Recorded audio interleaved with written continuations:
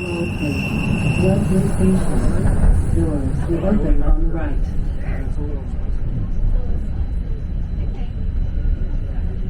Oh my gosh, how cute. Okay, I have this really cute story. Okay, it's like, what do you call it? Like the Line 1, Fort Finch.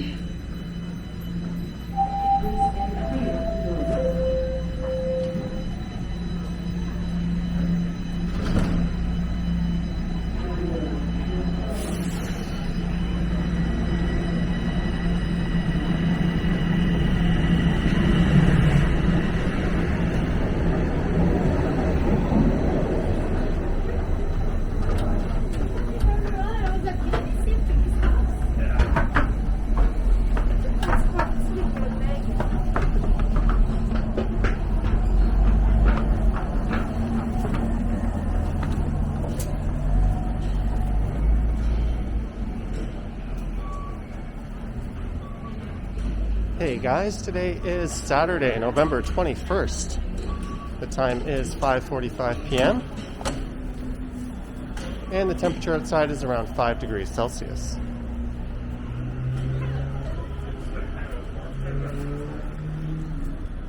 That was Wellesley Station I just exited, which is on the Yonge Street side of Line 1.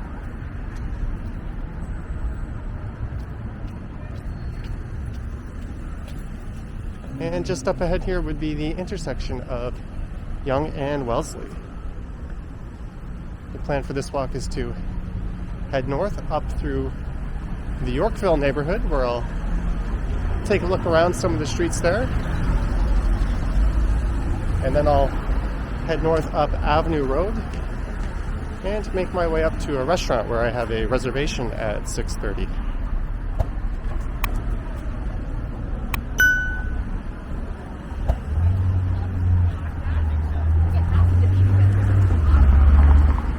There's a look south down Yonge Street.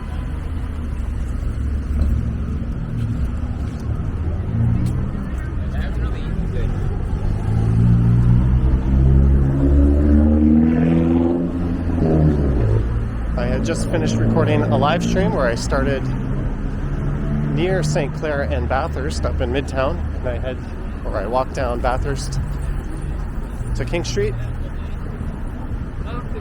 And then I walked east over to Yonge. And from there I went up north to Dundas Square, where there were some interesting things going on.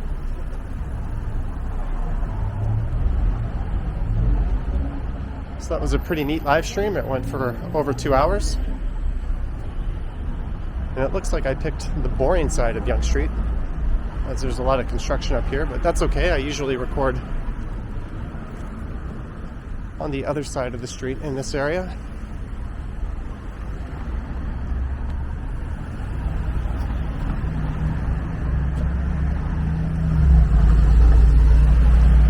And what's interesting is the subway was supposed to be closed this weekend from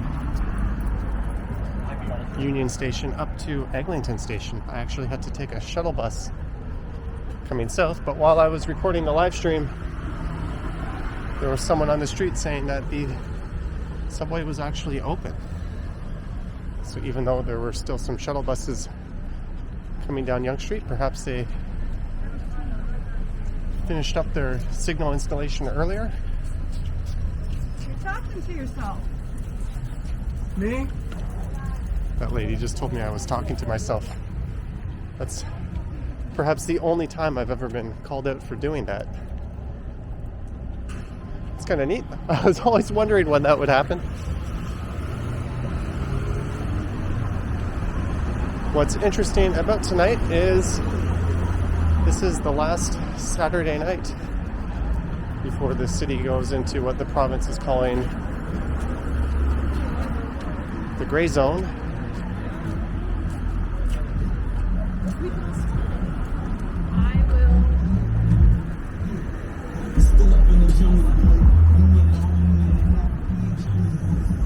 And that entails that we'll be under lockdown, although it's a pretty half-assed lockdown. Still, bars and restaurants will not be able to serve customers indoors or outdoors. So there won't be any patio dining, unfortunately.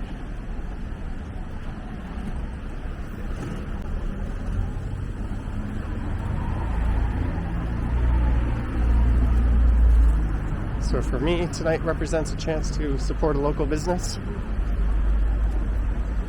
and dine out in what could be the last chance to do that for the rest of the year. We don't know how long this gray control zone will last.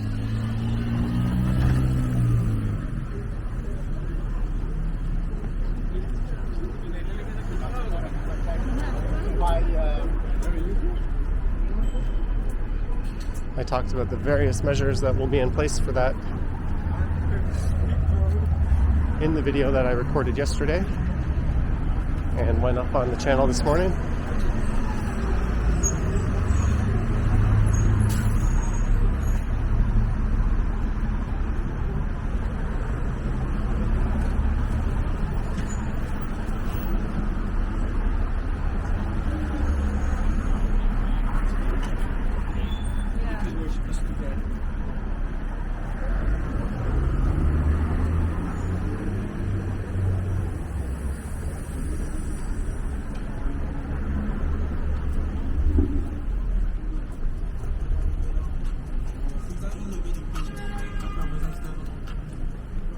So this is Yonge and Charles.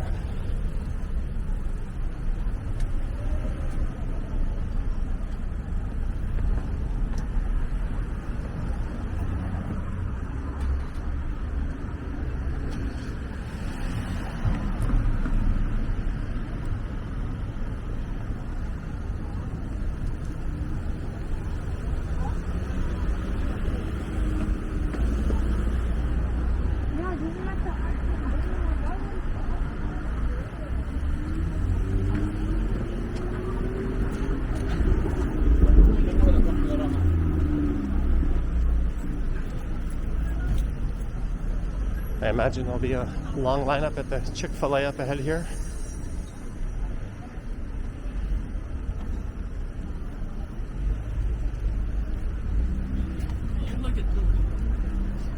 And it'll definitely be really interesting to come back here in a week or so on a Friday or Saturday night.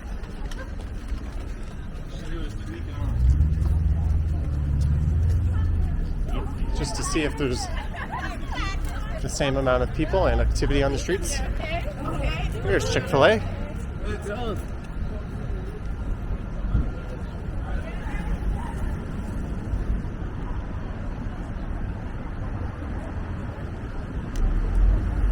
Since they will be able to serve customers for takeout, I can't imagine there'll be much of a change to their business. And there's the future home of what will be the second tallest building in Toronto. One Bloor West, the tallest being down at Yonge and Queens Quay. I think that building will be all of 13 feet taller than this one.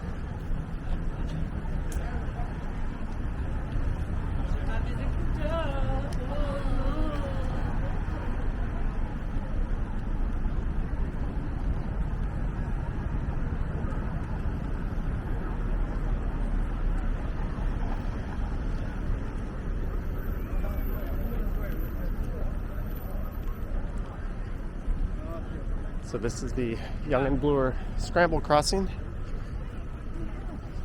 It's one of two scramble crossings downtown, the other one being at Yonge and Dundas.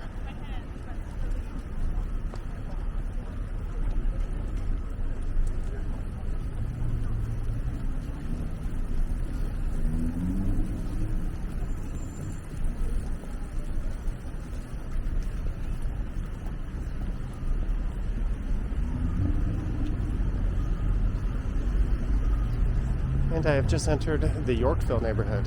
This stretch of Bloor Street is often referred to as the Mink Mile. That's because there's a lot of high-end retailers along this portion of Bloor Street. Nice to meet you, Dodo. Nice to meet you, Daddy.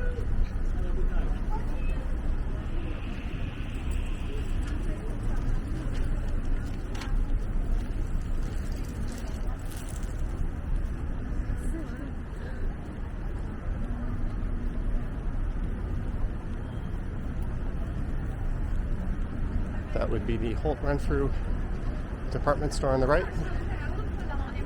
I walked by one of their locations in Yorkdale Mall recently.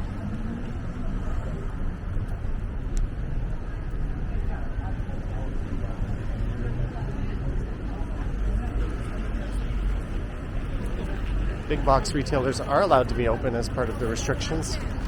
So I think that includes large-scale department stores like that. It's really just small business owners that are getting screwed over by these new restrictions. As smaller retailers will only be able to offer curbside pickup.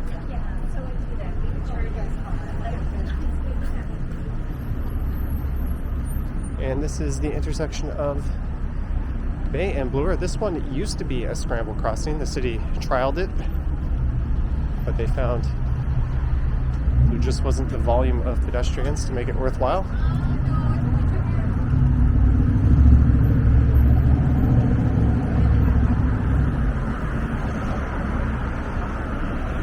So they mothballed this scramble crossing, but they kept the one at Yonge and Bloor, thankfully.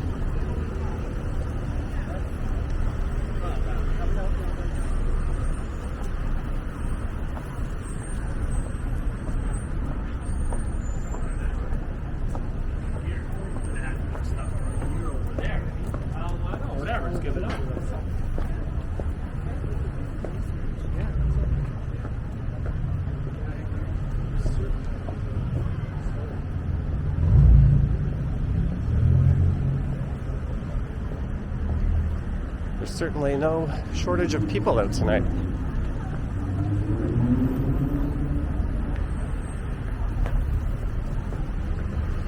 I do apologize for the audio. My good external microphone died on me, and I do have a new one on order. It's just not here yet. So we are relying on the built-in microphones in the camera. I do have wind buffs on them. And also, this is a night video, but I won't have time to properly denoise the footage. So I apologize if it appears to be a bit grainy. That's what that would be on a small censored camera like this. You generally want to denoise your night footage. There's a Rolex store just on the other side here.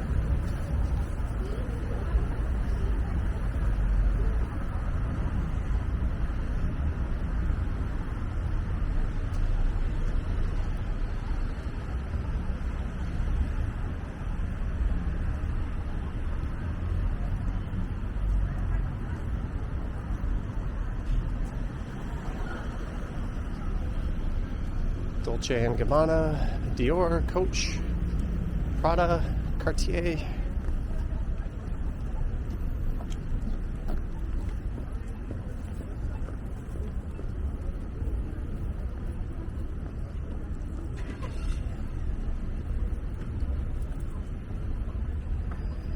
So what I'll do is I'll head north up Avenue Road just up ahead here, and I'll pass through Cumberland and Yorkville Avenue.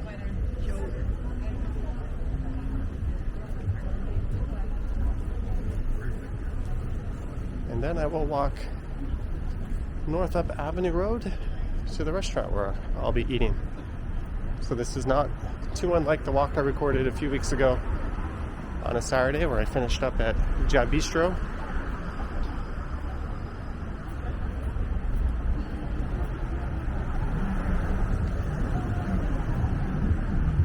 I have never even heard of that brand before, St. John.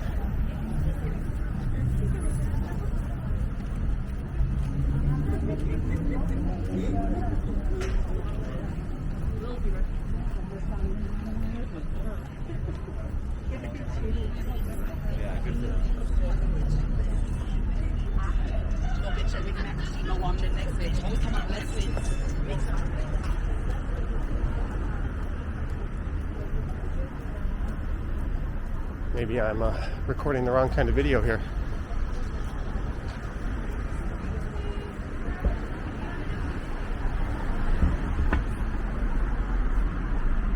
That would be Louis Vuitton.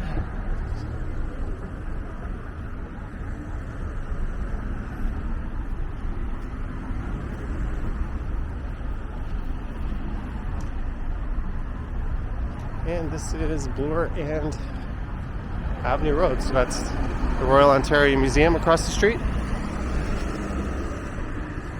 And Queen's Park to the south of here.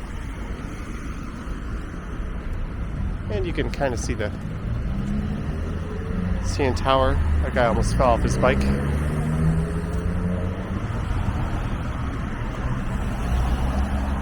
So I will walk north up Avenue and turn right here on Cumberland, and I'll pass through Yorkville.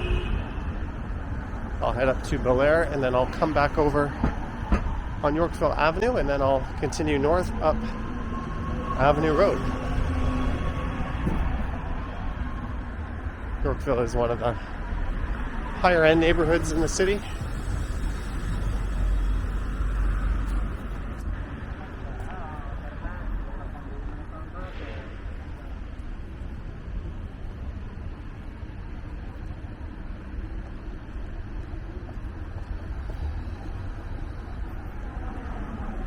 Right, here we are at Cumberland Street.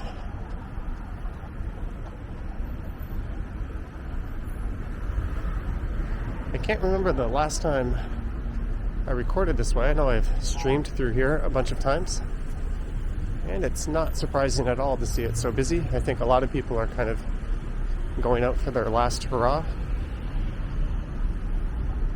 The general sentiment of people I've been talking to is that they don't really agree with the restrictions the province has put in place. And I think that's sort of evidenced by people sort of going out tonight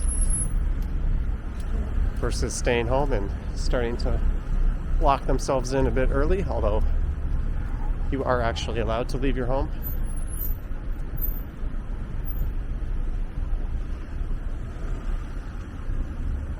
I know there's a mindset that would see all these people out and consider them selfish. There's certainly people that think that of me when I come out and record videos during this, but I would disagree. I would think, given the protocols in place, as long as people wear their masks and keep their distance,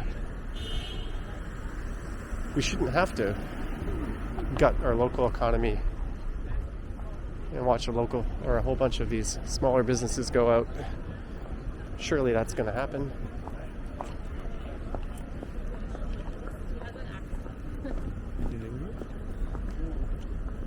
There's Old York Lane.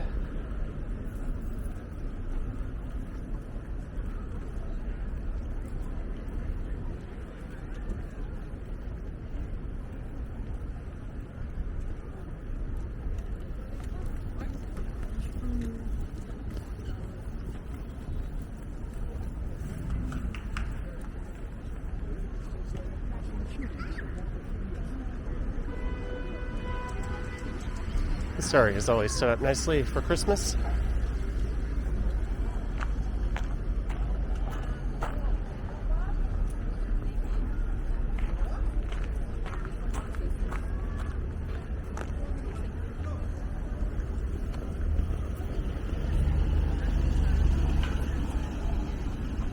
What's kind of silly is restaurants and cafes won't be allowed to operate patios or sidewalk seating. Yet an area like this will still be full of people grabbing a coffee and enjoying the outdoors.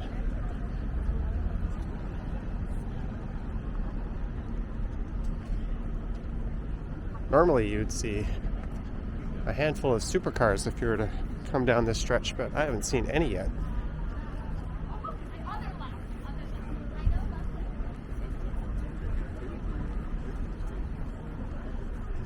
There's Sassafras, which famously burnt down. That was quite a while ago.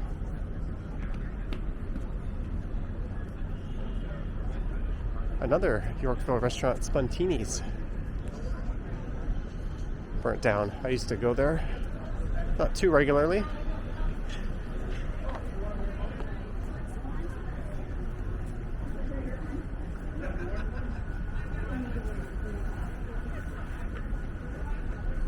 This whole street was set up for street dining quite recently. There's Yamoto. That's an excellent teppanyaki restaurant. And it looks like they've made arrangements for outdoor dining.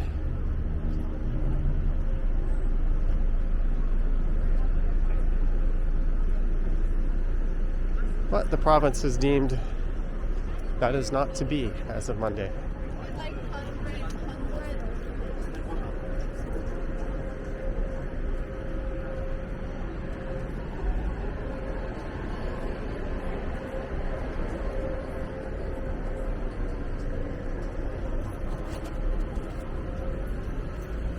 So this is Yorkville Avenue.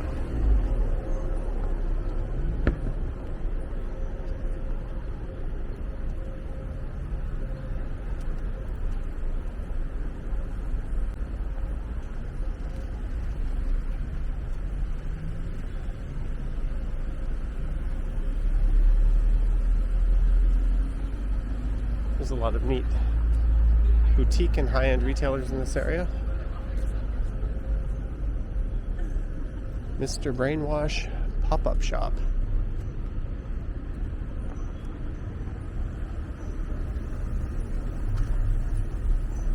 A very long time ago, I used to work at a market research firm that was in this building. They're no longer there. That was at 101 Yorkville. There is Chanel.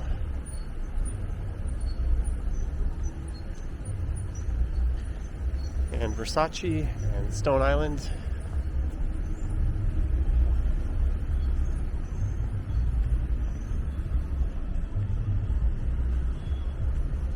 Custom masks. That's certainly not something you would have expected to see a year ago, or even probably 7 or 8 months ago.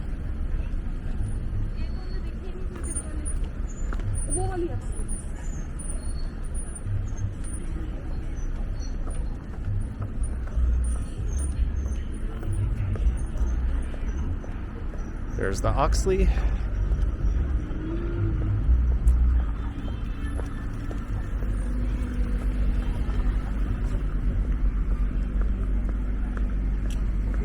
And this place, I'm not sure if that's skirting the laws as to what outdoor dining can be or not. But that's all a irrelevant point after tomorrow night.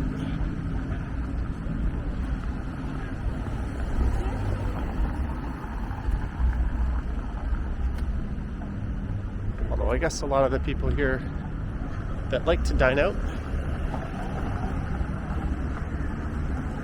will easily have the means to head up to York region, which is just to the north of the city of Toronto, where they will not be under the same restrictions.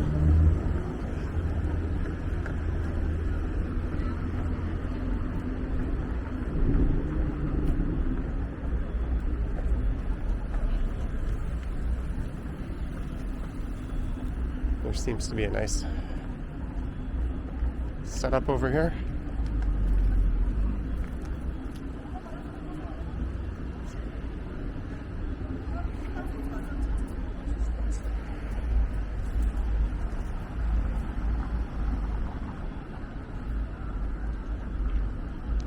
And this used to be the Four Seasons Hotel. It's been converted into a condo. I'd be really interested to see what those units look like. Maybe I could find that online.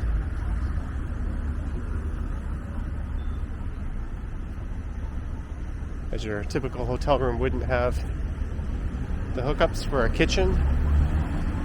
And most people buying a condo these days, especially in a neighborhood like this, would expect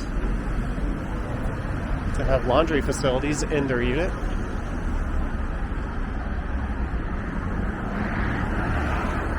So this is back to Avenue Road. Just off to the south there, way off, is the CN Tower and the Royal Ontario Museum. I am just curious.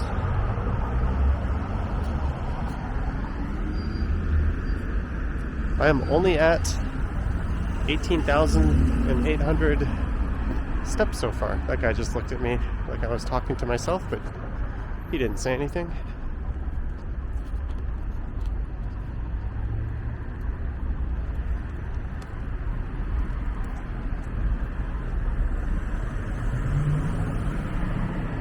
So this is the Avenue Road portion of Yorkville. Directly to the south, Avenue Road becomes Queen's Park, south of Bloor Street, and then it becomes University Avenue when you get south of College Street.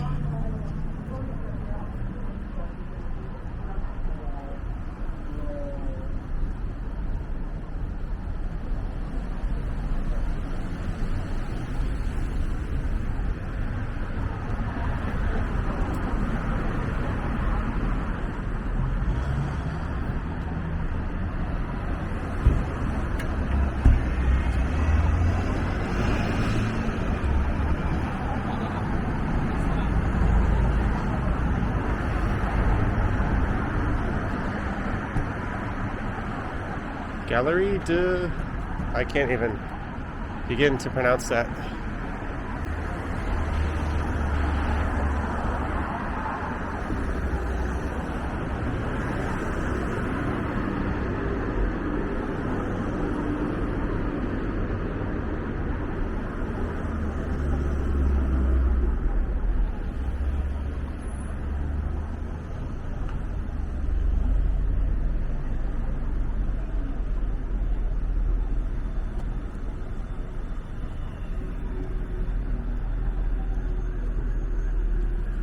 Maybe I'll cross the road here. I think I'd rather be on that side of the street.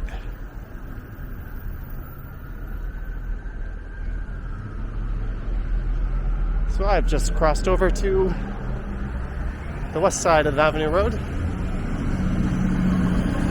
We'll be going by some patios here. BLU. I thought that said blow. Ristorante. It says blue. Shows what I know about these fancy places. They've got a very large outdoor setup with a ton of heat lamps. They must have spent a fortune on that setup.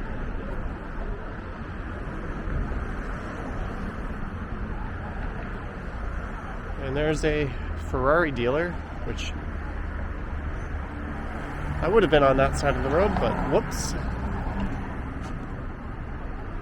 I knew we'd catch some supercars on this walk.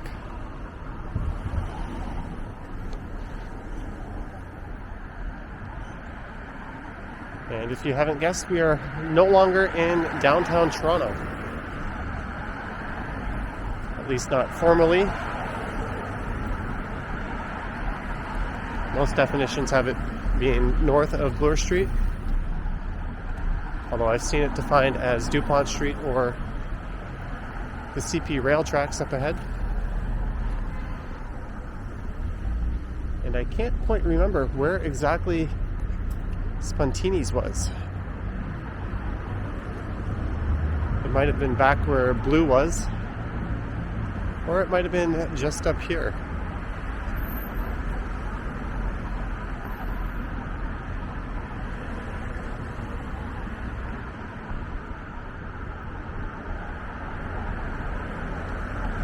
This is Tranby Avenue.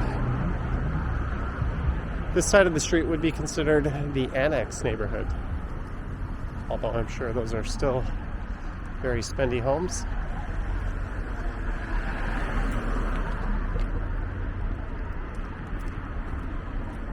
And I think this is probably where it was that burnt down.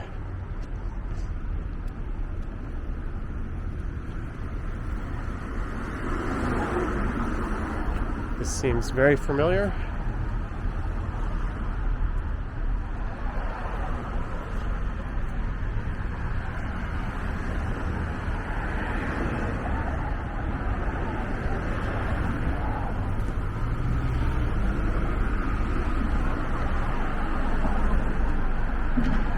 So the next street up here will be Dupont.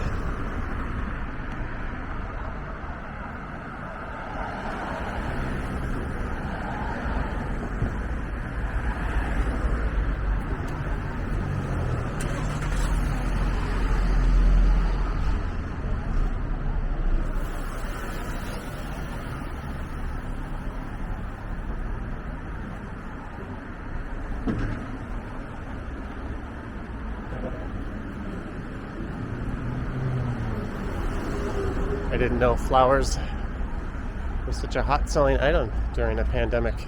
That store seems to be fully stocked.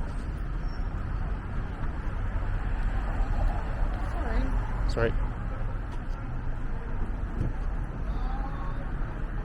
And this is actually Davenport. I might have said Dupont was the next major street up ahead. I misspoke. If I did, I can't remember. If you're familiar with my live streams, I had a bit of a doozy of one last night. I streamed from home. I had a number of drinks and consumed some edibles, and then talked myself into doing a live stream from my Johnny Stumbles channel. So I did a 15-minute, really late night live stream there. If you want to catch any future live streams like that, be sure to go to Johnny Stumbles. There is a link to that well, I can't say anything right now, in the description, and sign up for that channel. It's basically where I post videos that are sort of excess that I wouldn't have posted on the main channel. It's also where I will experiment and try out different ideas for videos.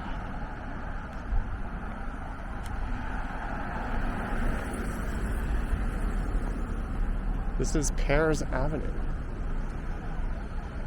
Ramsden Park is just over to the east from here, and you could cut across that to Rosedale Station.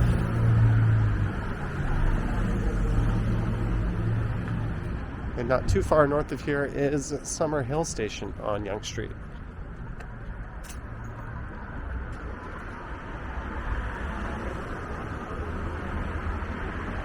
So this is where Dupont comes to an end, just up ahead here, which is also conveniently where I'm headed. You could follow Avenue Road all the way straight up through Midtown Toronto. It will come to a brief end at Upper Canada College, but you can detour around that on Oriole Parkway. Then Avenue will go as far north as Highway 401.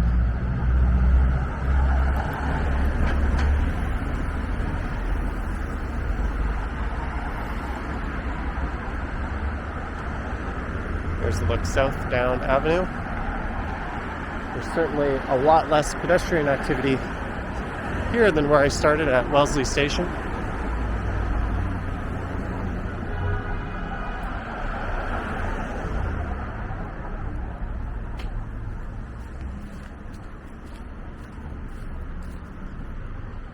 Balloon-ogram.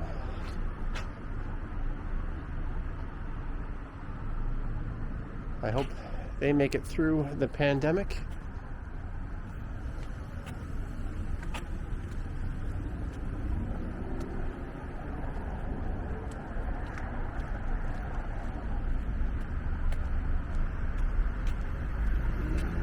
We have a couple of large churches here. This one on the left is the Church of the Messiah.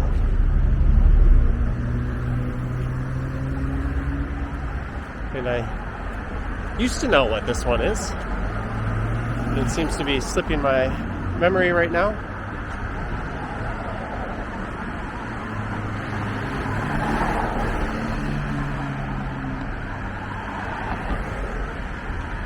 And this is Dupont Street. Right there is McPherson Avenue. I've walked down there and called it one of the nicest residential streets in the city of Toronto.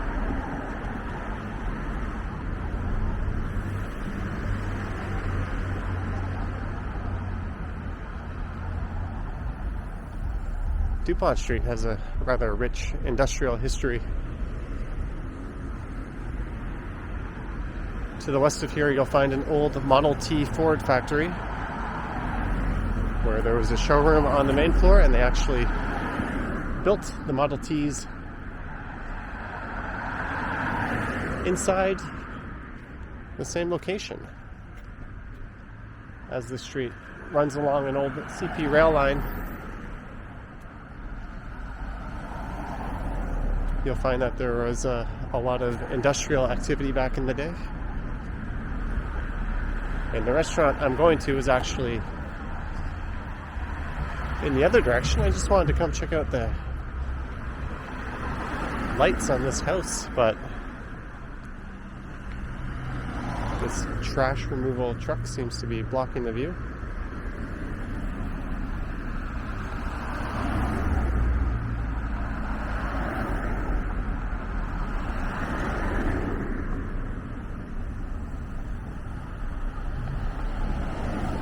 This is not the best place to jaywalk, folks.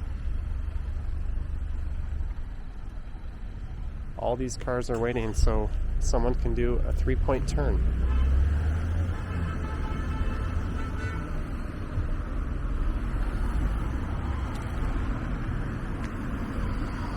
Now we've got a long row of cars streaming westbound.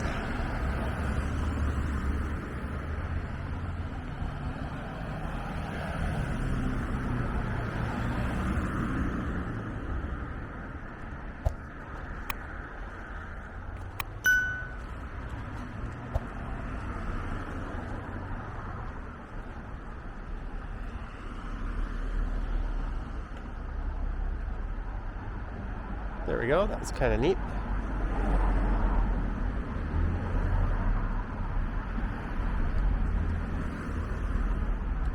And if I'm not mistaken, this should be the restaurant I'm going to, La Playa Hacienda. There's a Peruvian restaurant.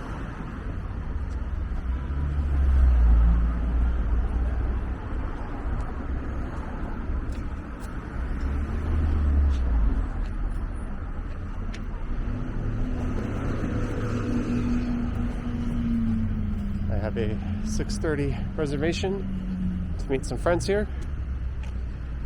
They've got a very extensive patio section. I've been here before and I can vouch that it's quite good. And they just opened a new location at Yonge and Eglinton, although they've moved in. I don't think they can open up yet and serve customers. They don't seem to have an outdoor spot. That's kind of a shame. But there we go. I hope you enjoyed this walk from Wellesley Station in downtown Toronto, north on Yonge Street, and then detouring through the Yorkville neighborhood, and then continuing north up Avenue Road to Sergeant Ryan Russell Parkett, where we will end this video.